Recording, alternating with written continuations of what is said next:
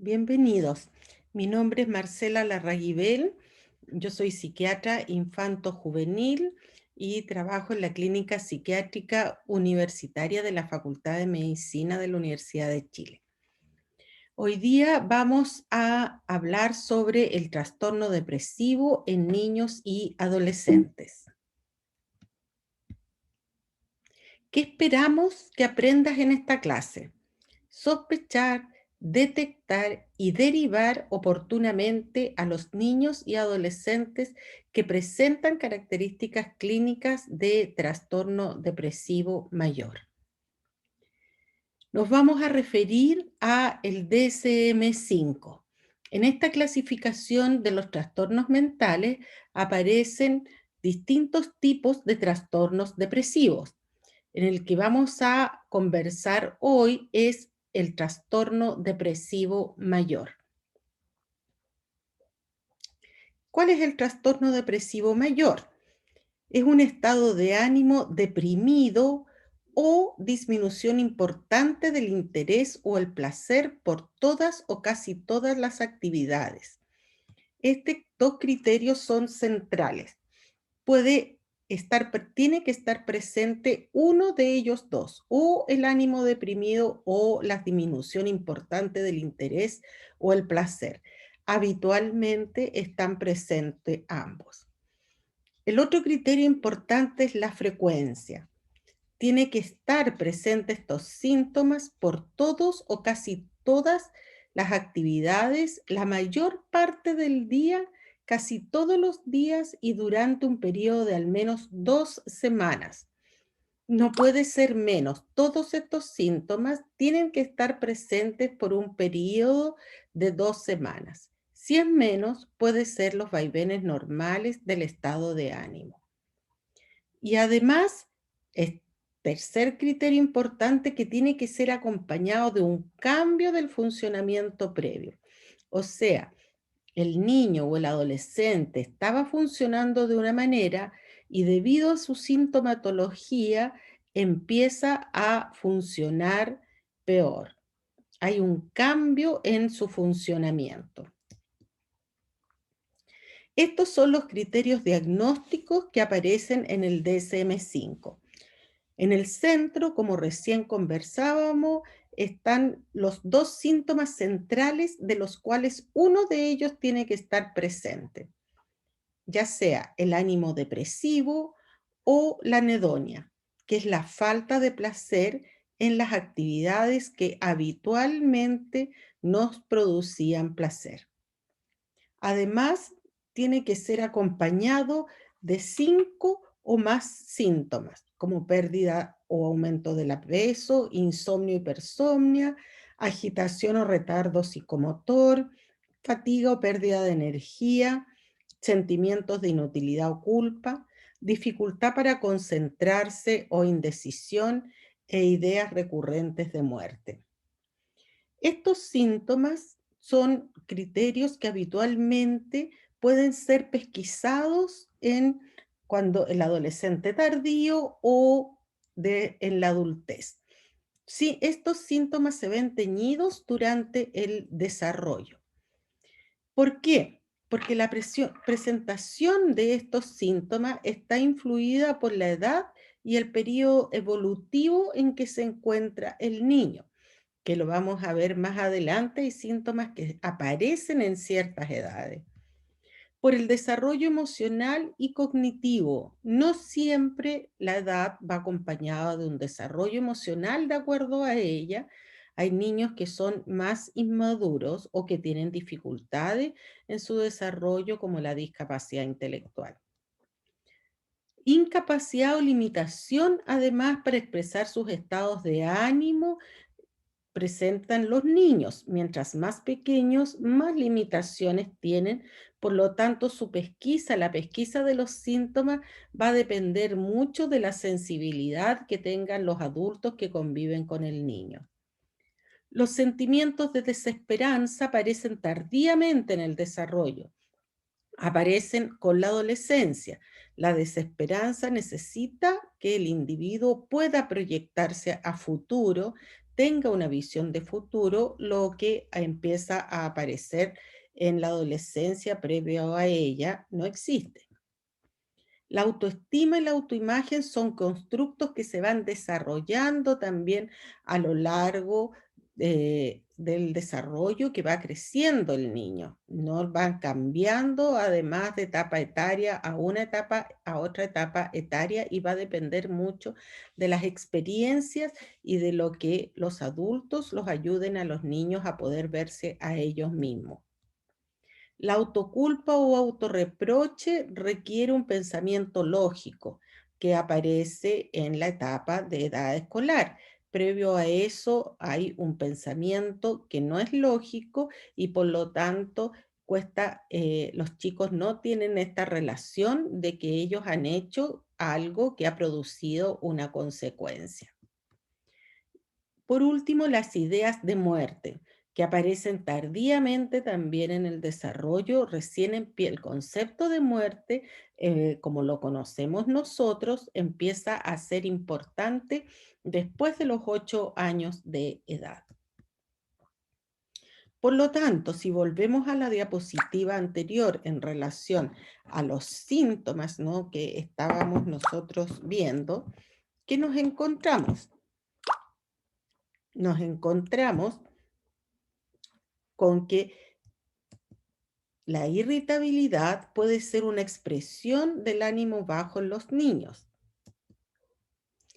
La anedonia en algunos niños aparece como un afecto reactivo, no como una capacidad que ellos pueden animarse momentáneamente en respuestas a eventos positivos, por ejemplo, como la visita de los pares.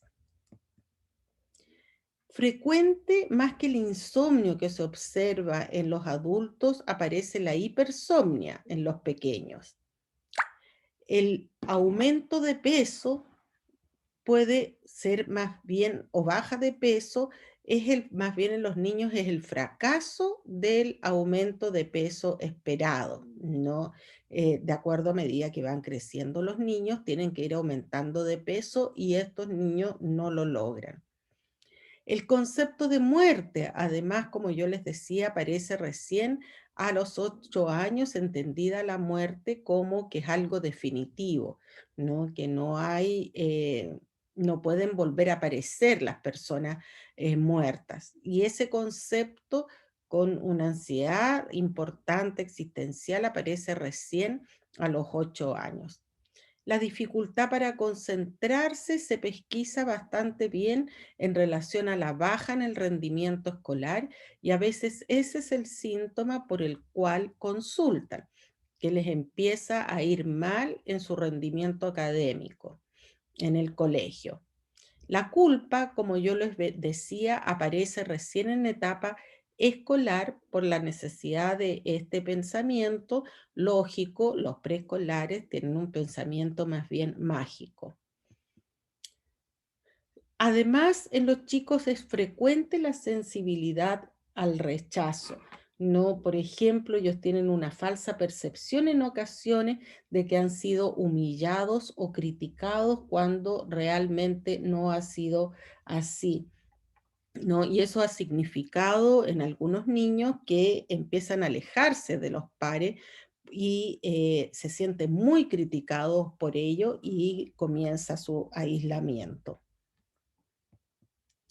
Y es frecuente además en los chicos las quejas somáticas.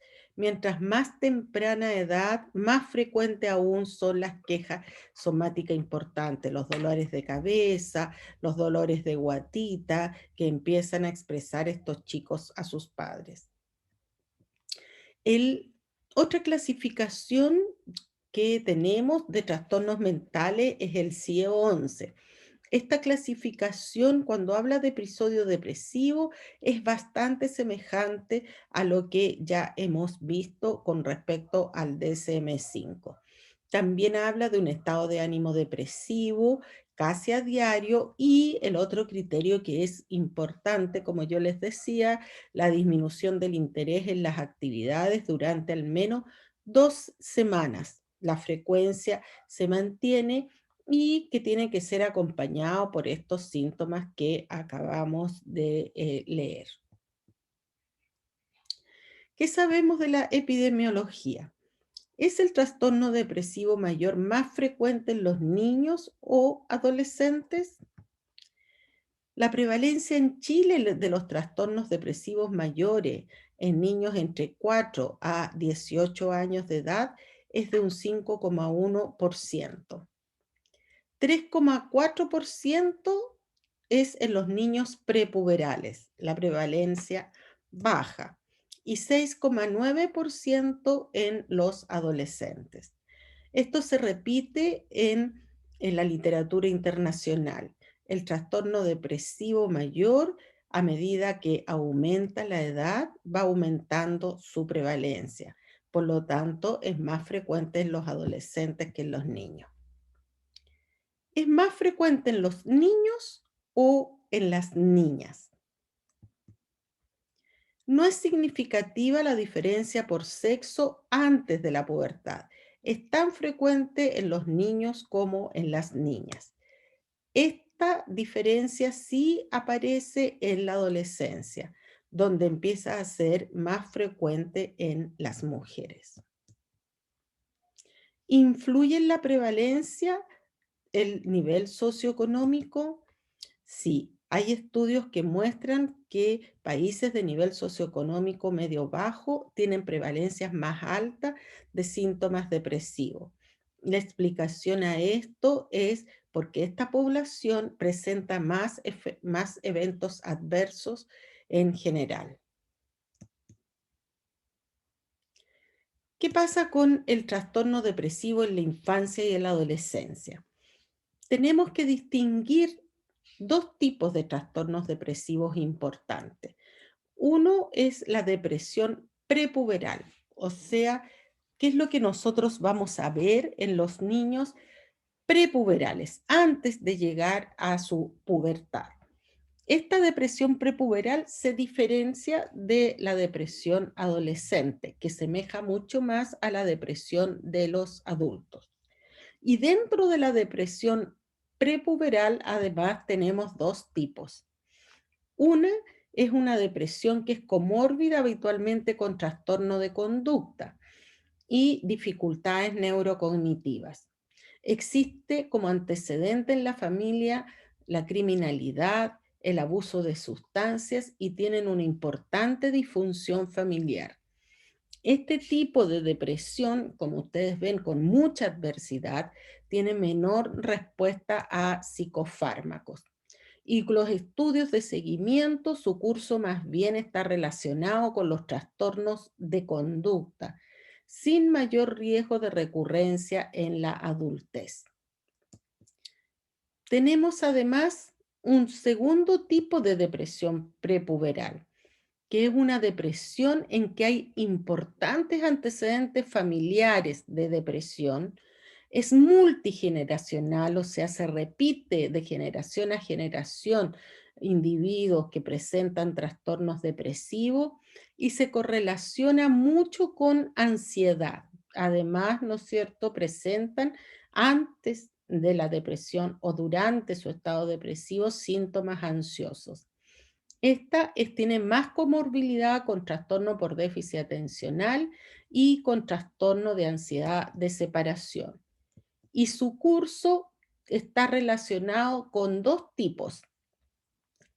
Cuando hay estudios de seguimiento, estos chicos o chicas pueden ir a depresiones recurrentes, ¿no? Que van de episodio depresivo en episodio depresivo a medida que van creciendo.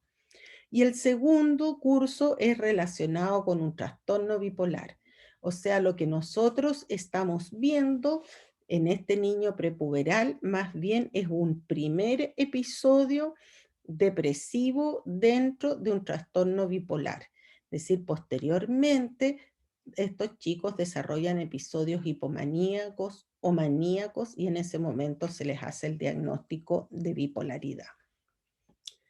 Estas son las depresiones prepuberales, ¿no? Pero tenemos las otras depresiones que son las de inicio ya en la adolescencia. Estas sí que tienen el alto riesgo de recurrencia en la adultez, tienen un componente genético importante y aparecen los síntomas de acuerdo a la edad, como son la desesperanza, que acompaña de disminución de energía, fatiga, hipersomnia, aparece también no los intentos de suicidio y los suicidios, ya son chicos más grandes, y el consumo de sustancias asociado.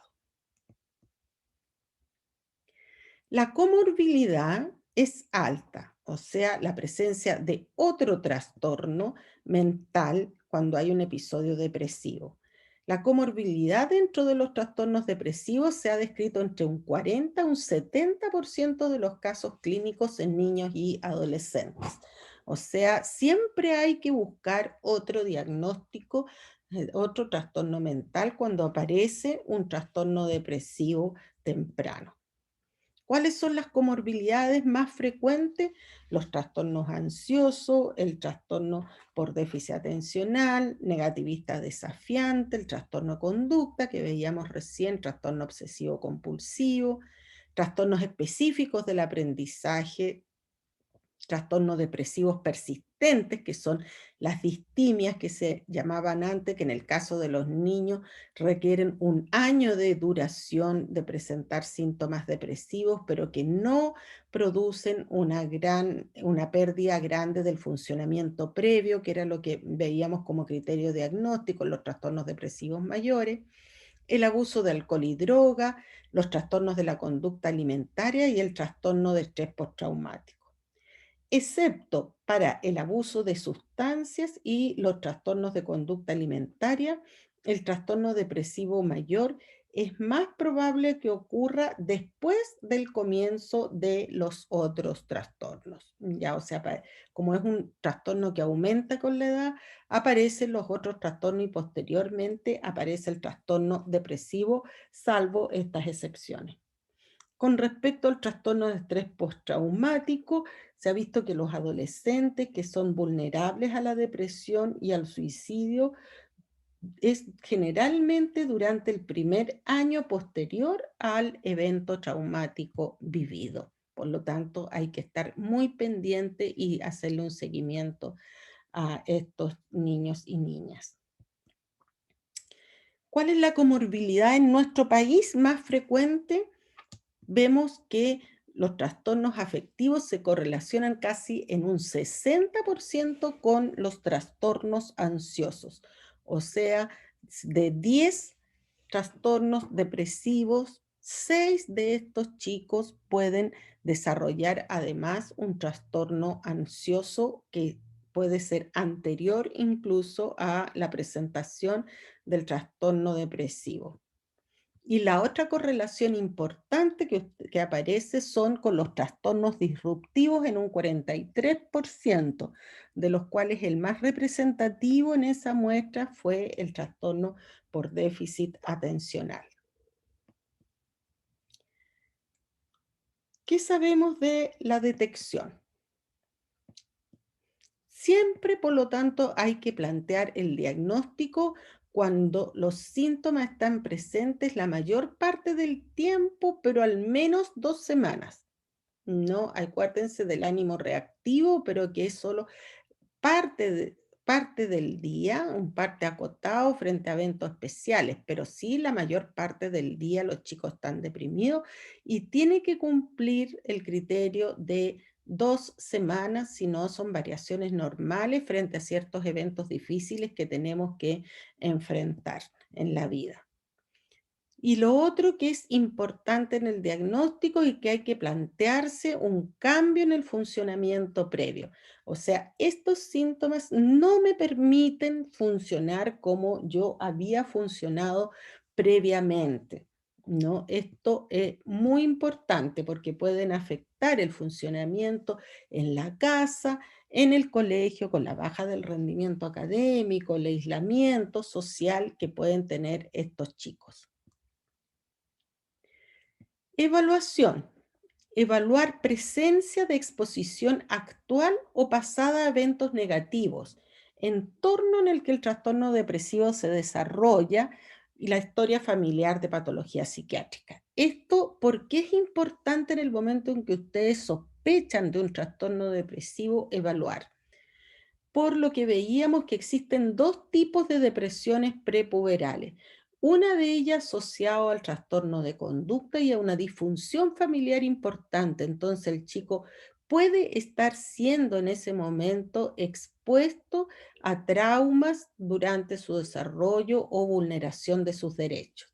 Por lo tanto, es muy importante evaluar si estos eventos están en la actualidad y es necesario proteger inmediatamente al niño en ese momento.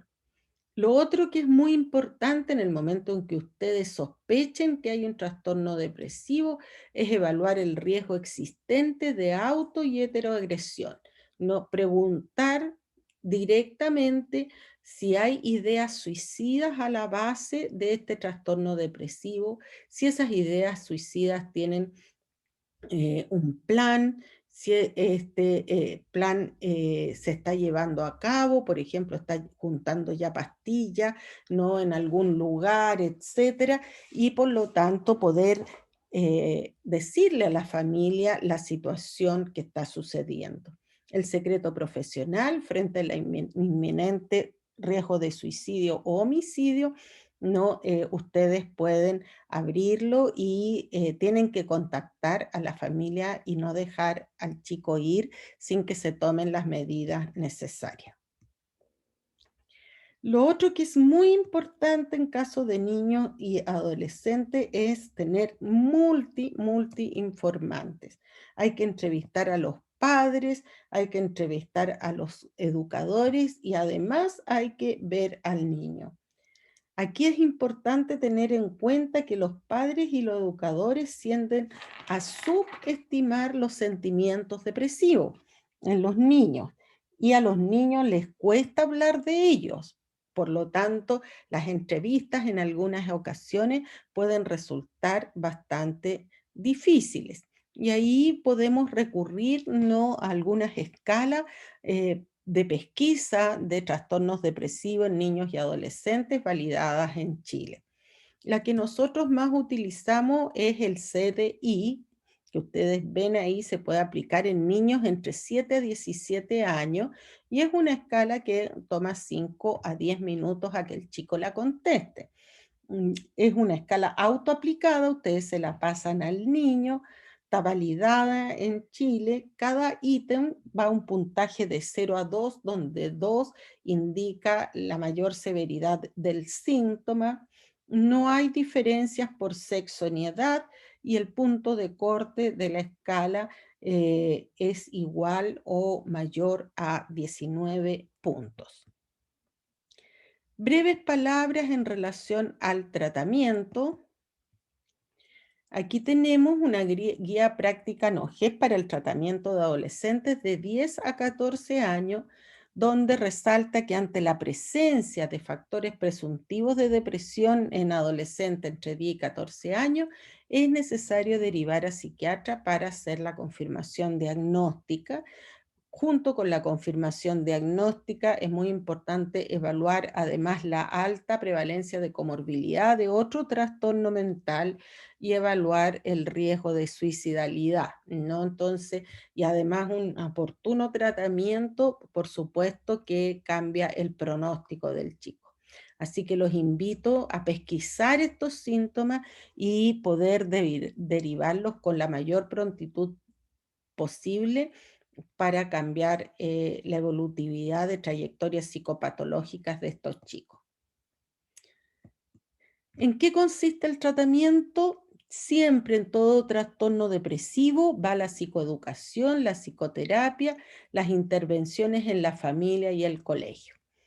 Si el trastorno depresivo es leve, nos quedamos hasta ahí en las intervenciones. Si el trastorno depresivo es moderado a severo, se agrega la farmacoterapia, que la primera opción son los inhibidores selectivos de la recaptación de serotonina.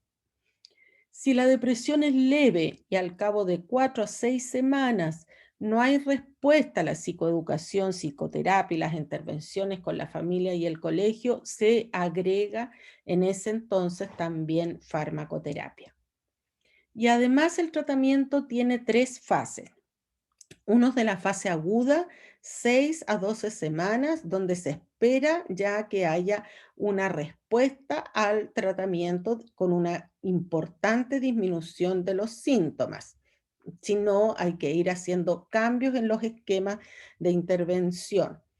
Después que hay respuesta al tratamiento, viene la fase de seguimiento, que es para prevención de recaídas. O sea, si yo dejo de intervenir, puede que tengamos una recaída importante.